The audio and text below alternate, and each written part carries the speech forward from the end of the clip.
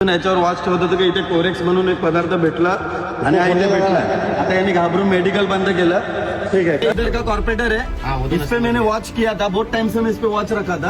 आज भी मैं अनोन गाड़ी से ना 3 घंटा बैठा था तुम्हारे कितना, और 15 जन जिनका वीडियो बनाया मैंने, और तुम मेरे को क्या बोलते, ये बंदा मीरा रोड किधर से आया भाई? मीरा रोड से आया, खांसी का दवाई का इधर ही मिलता है क्या रे?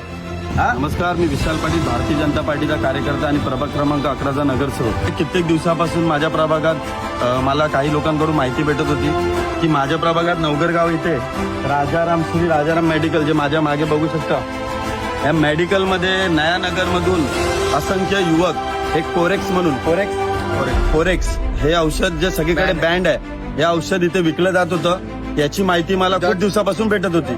मी गेल्या 8-10 दिवसापासून अशा अनोन ठिकाणी आपल्याला दाखवतो, अनोन ठिकाणी बसलेला असतो मी, माझे पूर्ण कार्यकर्ते सर्व।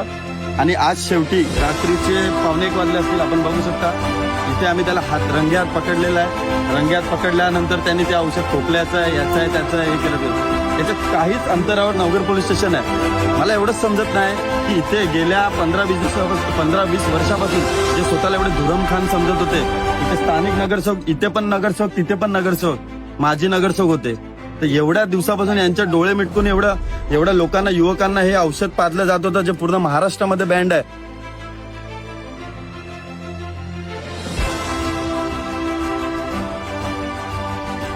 मधून हीच नम्र विनंती करतो की मी पोलीस स्टेशनच्या सर्व अधिकाऱ्यांना की हे माझ्या प्रभागात जे काही अनधिकृत कामकाज चालू आहे, जे आता आजूबाजूला जे सगळे प्रकार आहेत, हळूहळू मी उघड करेनच।